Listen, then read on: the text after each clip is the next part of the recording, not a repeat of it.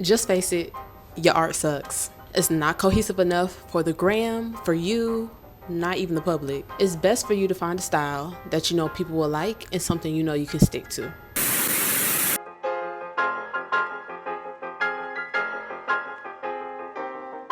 Okay.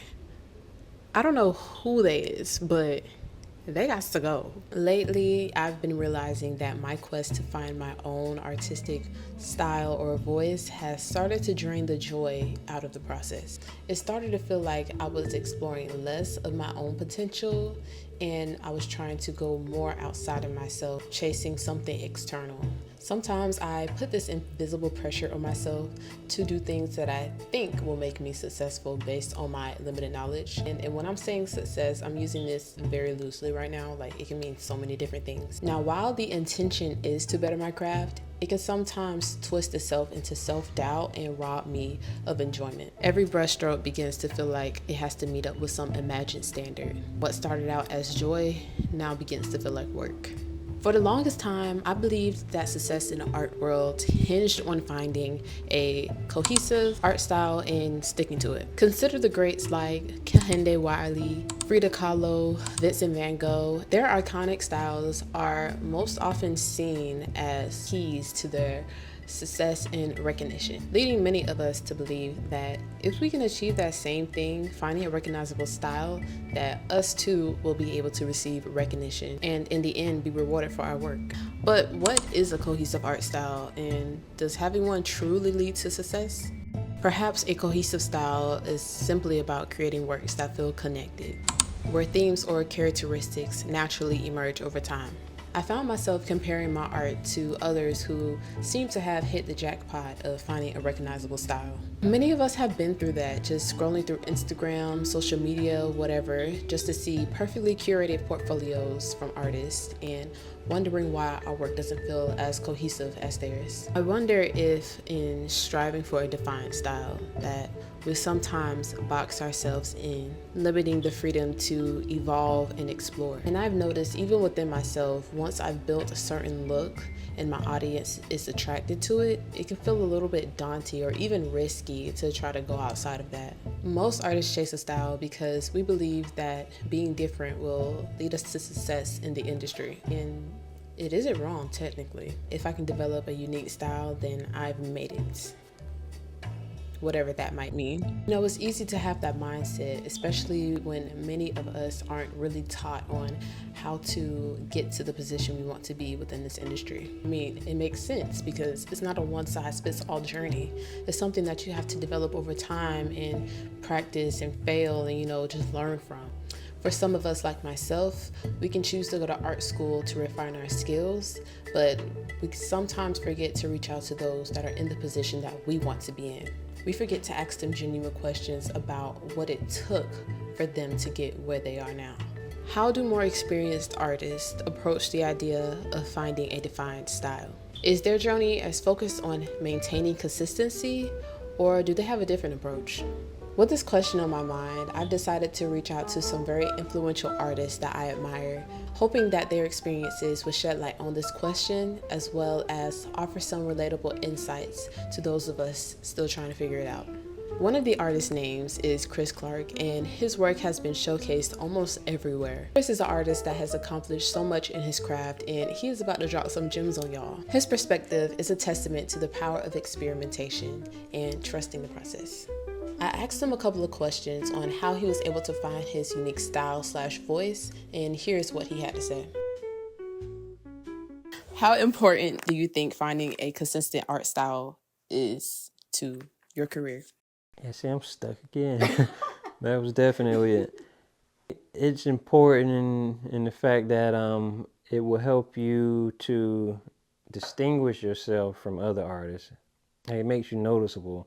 Paul Klein, he had in that same video, How to Be an Artist, he talked about how oftentimes we'll see artists who make it, you know, they blow up and get famous and stuff, and we're looking at their work like, what is this? Like, a kid can do that. Like, there's always something quirky, and then it's the artist who can draw you with a crayon and make you look like you're looking at your reflection. Like they can barely sell art.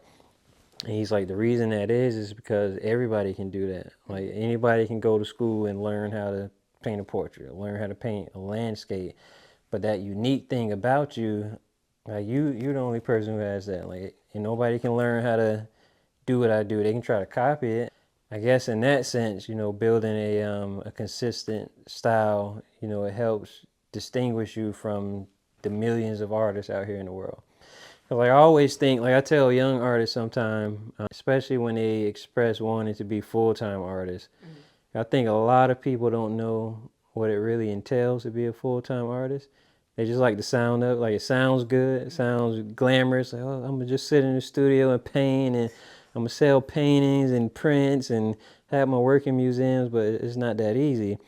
But one of the things that can help you get there is being distinguishable.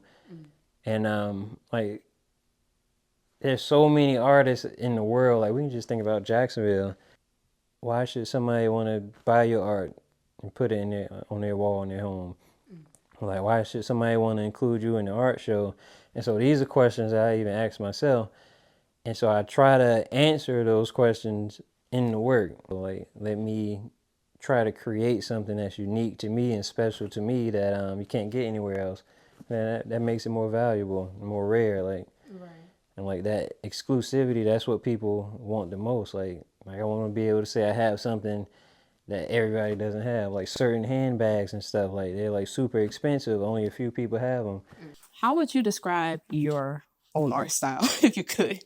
I don't really think I have a style. Other people say that I have a style and they can see it. I'm starting to see it a lot more. I never want to be in a box. Like you have some artists, their work looks the same like their whole lifetime. So I like to bounce around. I think that would make for a greater like story in the end, like a life story. So I'll go from like painting to illustration, using all different types of mediums. Now, one of my favorites is Picasso. I mean, you can see how he switched up from like traditional realism to blue period, pink period, cubism, and everywhere in between, minimalism. I think that's my style. Yeah. Like being able to do many things well, whereas certain artists they may only like excel in one area. How has the experiments helped you? Because you do a lot of mediums. Does it sometimes feel overwhelming with the choices that you have? I think I get bored easy. For me, I want my art practice to be more like an adventure. Like I don't want it just to feel like a job. Like all right, I'm coming to clock in to paint today. Like when I think about movies like Indiana Jones or like all these adventure movies, like they're always discovering something new. So I try to do that in my art too, and I do that by exploring different mediums. Okay. So it's kind of it's more fun to me, like to see like what can I do with this. So like my narrative stays the same. So I guess that's my voice. So it doesn't matter what medium I'm using, like you're still going to be able to tell that it's me. What do you think is most important when developing your voice? Okay. That's an easy one. Probably the most important thing to me would be honesty. Like just staying true to who you are and true to yourself and just like blocking out everything you see on social media or like everything with the art world will tell you like this is art and that's not art, or this is good art, this is not good art. Or like you said, not falling in the trap of doing what you think people want to see and just doing what you want to see. Like a lot of artists hold back and they're like, oh, nobody's gonna like this thing, like this idea I have, but everybody likes this particular style, so let me do my version of that. But like I heard somebody say one time, like, well, once you catch on to whatever the trend is, it's already on its way out. Right. And so like I've never tried to follow trends. Like I always just do my own thing. And I think that helps you have like a lasting legacy in art and helps keep you relevant.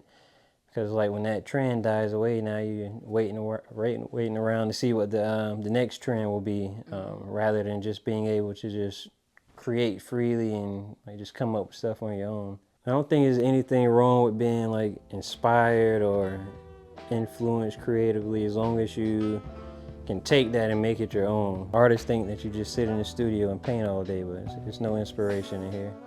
Like you got to get out into the world. You got to read. Like I watch the news and just pay attention to what's going on in the world, other cultures and other people. Like all of that adds fuel to your creativity. Reflecting on Chris's insights, it made me realize that whether or not you love the outcome of your pieces, you're getting a step closer to the artist that you're meant to be. We shouldn't limit our creativity. Don't be afraid to draw that line in that sketchbook because you think it will mess up the drawing. That's what it's for, to see what happens. I'm really talking about myself on that. I've watched countless of videos on how to find your unique style, many of them talking about training yourself into one. To me, that feels a bit forced, even though it might work for some. But what if, instead of focusing on the style, we train ourselves to develop a process? The next artist, Dezzy Jones, completely shifted my perspective on this matter.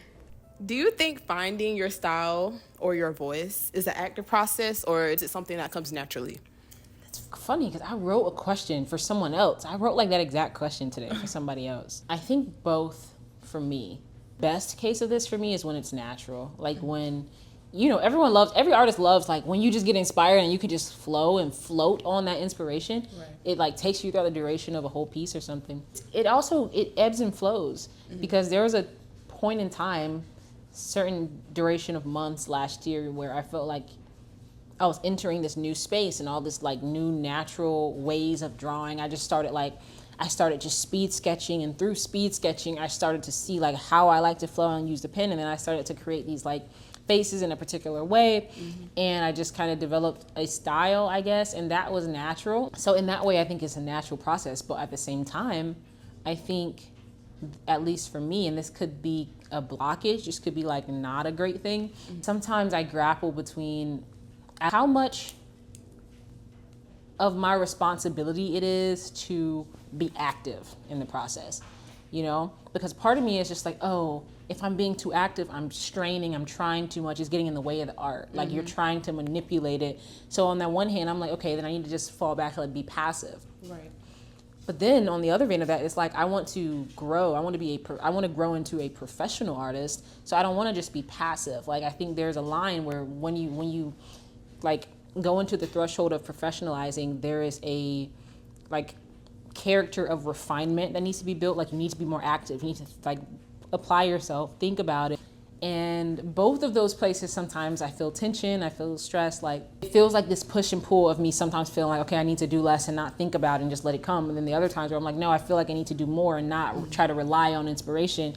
You need to show up and do the practice and see what, and like try to create something. I want to find that sweet spot where it's like, it's natural.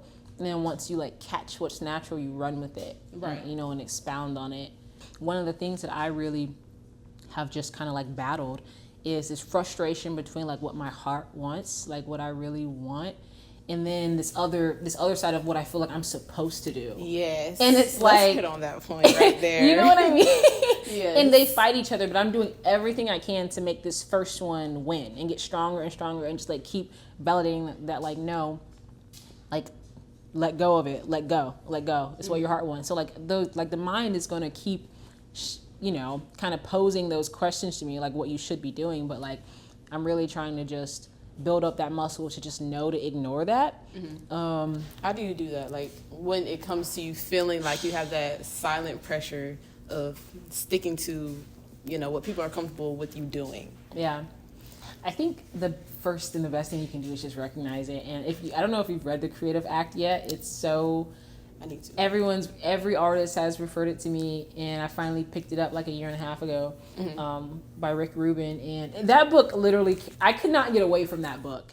And it's amazing. I recommend it to every artist if you haven't read it. But his core philosophy, and that I've taken to heart from the book, is just, as an artist, our responsibility is to protect the practice and to protect the space. So when things try to infiltrate and are like, you know, like you're writing a song or you're making a piece and you're at a crossroads of you can go one of two directions, and one of your considerations is, oh, but like people would love if I did this way, or like, oh, this will pop off or snap if I go that way, or whatever. And it's at those moments where it's like, No. Like, it's like those moments where it's like, you have to be like you have to like notice it. Yeah. And just like, a little bit. Not really. Because it's normal. We're people, we're social creatures. But like, at the end of the day, it just depends on like, you know what resonates with you. Because, for example, if I have a consideration or thought like that when I'm working on a piece, I get annoyed. I'm like, ugh, I don't like that. Like, and then I like work to go back to my flow. Me, when I hear style, it makes me think of the end result. Like the end result of what your art looks like. Yeah. But it's like, the thing is, what you're really looking for is what's your way of making art, of how you connect, and then it'll ultimately end up at your style. Right. So it's like, what's your way? Like what's your way that you come and approach the work? Mm-hmm. What makes you get into flow? Like, what's your thing? And like, that's what we focus. It's kind of like focusing on the process. Art is my apparatus, and I think it says that somewhere on my site. Like, art is my apparatus to make sense of the world. Like, mm-hmm. to make all these concepts like feel organized to me. So like, it really isn't like I'm just in here drawing faces to make them cute. Like, it's mm-hmm. really not. People really wouldn't know that. But like, I'm really in here like trying to figure something out, and making the piece is like the road to figuring that thing out. I learned, as I've been learning more about my art and my practice and my apparatus, I learned that like, in order for me to get into a piece mm-hmm. and to like it, it has to have an element, it has to start with chaos. Mm-hmm. Like anything I do, and I realize it's across the board for not just visual arts, it's the same thing for film, it's the same thing for music, mm-hmm. it's the same thing for writing.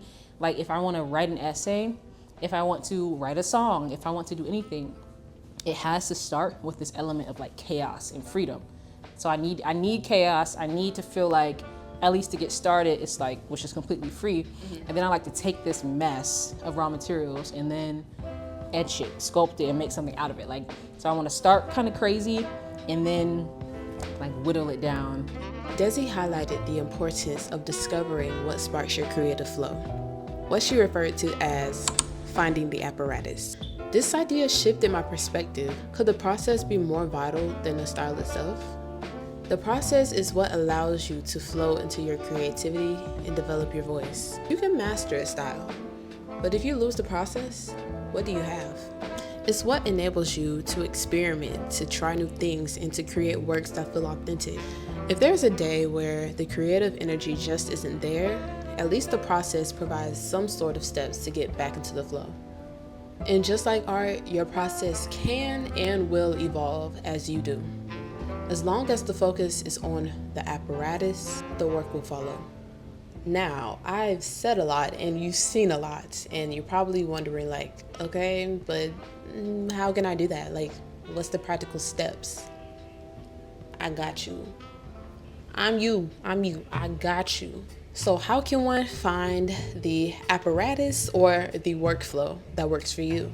The first one is to observe and take note of the things that inspire you. You can do that by keeping a journal with you so that you can track your feelings or any ideas that may come along during the day. The second one is to experiment with different outlets. And when I say outlets, it doesn't have to be a creative thing.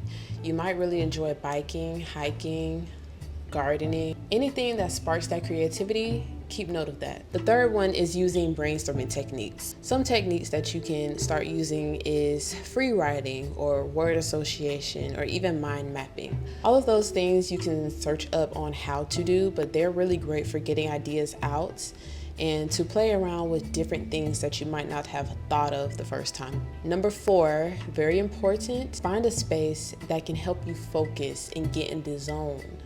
Now, some of us, like to go to the cafes. I can't speak English. I like to go to the cafes where we can feel the inspiration. That ain't me. I gotta be by myself, headphones on, door locked. But for you, you might really like to be out in public spaces, or you might just be like me, that like to be left alone, unbothered. So figure out what that is for you. And once you're able to do that, you can move on to step 5, which is embrace the messy and unorganized stages in your process. We like to have things in a certain order, but let me tell you, sometimes you just gotta let it go. You just gotta let it do what it do. If it doesn't turn out how you thought, now we know not to do it again. I'm kidding. Lastly, reflecting on past experiences and analyzing what worked best for you. See, that's why we got that journal there, so we can take note of anything that we felt a bit off from in our creative process. We might not like this certain medium, or we might not like going and trying this type of artwork, but at least we know we're moving a step forward so that we're able to recognize it in the end. Oh, I lied. This is the last one. Sorry. Very important. Be open to failure. As we know, failure is the best teacher that you can ever have. You don't ask for it, but you get it anyways. Failing can lead to some amazing discoveries. Ultimately, I want you guys to rethink the idea of finding a style and focus more on finding your creative process. It's what ensures that whatever you create remains joyful, exploratory, and authentic to you. Without the process, would you even have a style? So go ahead, start putting this into motion and find a process that works for you. If you are interested in watching the full videos of Chris and Dezzy, I will have the links of those in my description. So if you are watching this video though, before those get posted, you're gonna have to wait. The interviews should be out by the middle of February, so check back there if you do want to view them. My plan is to post at least one video a month. I'm very much focused on the quality of my videos. I want to get as much insight out to you guys and just make your lives a bit more easier. I'll be sharing updates on my creative journey, so I would love if you guys could tag along, hang with me if you want. I will see you guys later.